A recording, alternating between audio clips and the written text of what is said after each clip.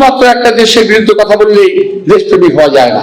এই নির্বাচনকে বানচাল করার জন্য সেই স্বাধীনতা বিরোধী শক্তি আবার উঠে পড়ে লেগেছে। যারা স্বাধীনতা নিয়ে কথা বলেন তাদের সঙ্গে চলতেও চাই না, তাদের সঙ্গে এক কাতারে বসে নামাজও পড়তে চাই না। আমি বলি, যারা ৭১-এর স্বাধীনতাকে মানতে চান না কিংবা স্বীকার করতে চান না, তারা রাজাকারের দল ছাড়া আর কিছুই নয়। আবার বাংলা জাতীয়তাবাদী দলের সর্বস্তরের কর্মীরা ১৭টা বছর রাস্তায় আমরা প্যারেড করেছি। আমি কিন্তু এখানে আসছি ওই কারণেই যে আপনার কাছে গেলে হয়তো একটা ভোট বেশি পাবো। পৃথিবীর কোনো কিছুই কিন্তু বিনামূল্য হয় না, সবকিছুতে মূল্যায়িত হয়। আমি কিন্তু এখানে আসছি ওই কারণেই যে আপনার কাছে গেলে হয়তো একটা ভোট বেশি পাবো, এই জন্য আমার এখানে আসা। তো আমি আমার নিজের ভোটটা নিজেই পিটাই। প্রথম আমাদের রিপোর্টার সিনিয়র ভাই বললেন, ওরা রিপোর্টার সিনিয়রিটিতে আমি কি কবে সহযোগিতা করেছি, কি সহযোগিতা করেছি বলেছেন। আমারও মনে পড়ে হয়তো কিছু করেছিলাম, আমার মনে পড়েও না। যখন নাকি বয়স মিনিস্টার ছিলাম তখন অনেকে কাজ করেছি। প্রেস ক্লাবটা আছে না এখন, এই প্রেস ক্লাবের কিন্তু বাউন্ডারি ওয়াল ছিল না, এই বাউন্ডারি ওয়ালটা আমি করে দিয়েছিলাম। আবার ফটো জার্নালিস্ট অ্যাসোসিয়েশন আছে একটা, আছে নাকি? ফটো জার্নালিস্ট অ্যাসোসিয়েশনের যে বিল্ডিংটা সেটা আংশিক আমি লিজ দিয়ে এসেছিলাম। তো অর্থাৎ জনগণের জন্য এবং যারা জনগণের জন্য কাজ করে আমি তাদের সেবক। তোমরা কি এখন স্বাধীনতা অনুভব করো? এই স্বাধীনতার জন্য কথা বলার অধিকারের জন্য আমরা দেশনেত্রী বেগম খালেদা জিয়া সহ বিএনপি এবং বাংলা জাতীয়তাবাদী দলের সর্বস্তরের কর্মীরা ১৭টা বছর রাস্তায় আমরা প্যারেড করেছি, আমরা আন্দোলন করেছি, আমরা মিছিল করেছি, আমরা জেলে গিয়েছি।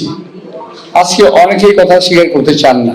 ওনারা মনে করেন যে একদিনেই এক মাসেই এই স্বাধীনতা অর্জন হয়ে গেছে।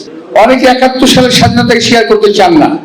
আমি বলি, যারা ৭১-এর স্বাধীনতাকে মানতে চান না কিংবা স্বীকার করতে চান না, তারা রাজাকারের দল ছাড়া আর কিছুই নয়। আপনার কথা বুঝতে পারছি না, আমি জানি না। একমাত্র রাজাকাররা, পাকিস্তান পন্থীরা স্বাধীনতা যুদ্ধকে স্বীকার করে নাই। তারা এখন বলতে চায় ওই স্বাধীনতা না, দ্বিতীয় স্বাধীনতা হয়েছে। আমি প্রথম প্রবেশ করেছি, দ্বিতীয় স্বাধীনতা বলে বাংলাদেশে কিছু নাই। স্বাধীনতা একবারই আসে এবং রক্তক্ষয়ী সংঘর্ষের মাধ্যমে আমরা স্বাধীনতা যুদ্ধ করেছিলাম এবং যুদ্ধে জয়লাভ করেছিলাম। যদিও আমাদের প্রতিবেশী অনেক দেশ মনে করে তারা এই স্বাধীনতা আমাদেরকে দান করেছে। আমরা বলতে চাই, আজকে যে পর্যন্ত তোমরা জানো না, এই স্বাধীনতা অর্জন করতে আমাদের বহু রক্ত, বহু মানের ইজ্জতের বিনিময়ে আমাদের স্বাধীনতা অর্জিত হয়েছে।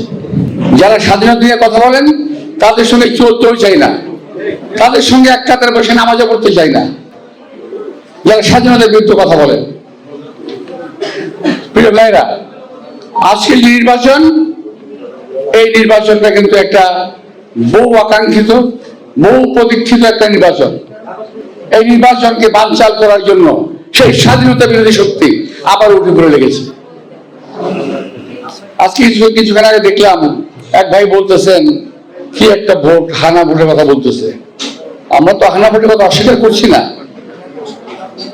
যার প্রয়োজন সে হাতে ভোট দিবে, যার প্রয়োজন সে হাতে ভোট দিবে।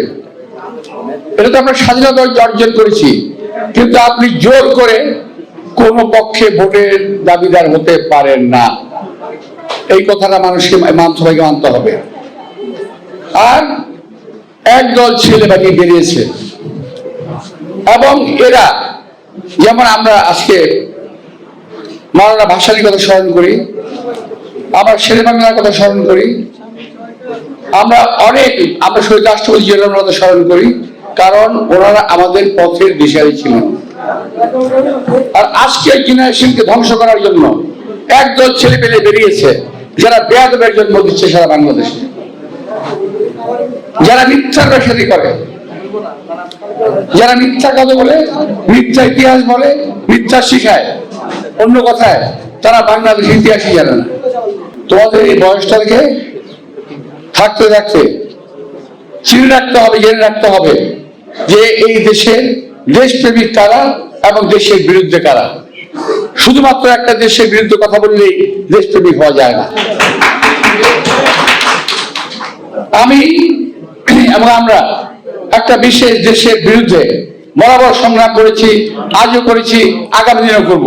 তার অর্থ এই নয় যে আমি অনেক দেশপ্রেমী। অন্য দেশের বিরোধিতা করে দেশপ্রেম শেখানো যায় না। নিজের দেশকে ভালোবেসে আপনি অন্য দেশের বিরোধিতা করেন, কোনো অসুবিধা নেই। দেশের নাম্বার 1 ট্রেডিং অ্যাপ নিফটি ফার্স্টে পাচ্ছেন ট্রেডিং এর সব সুবিধা, dual exchange access, company analysis, portfolio তৈরি করা সহ আরো অনেক ইউনিক ফিচারের সাথে ট্রেড করতে ডাউনলোড করুন এক্ষুনি।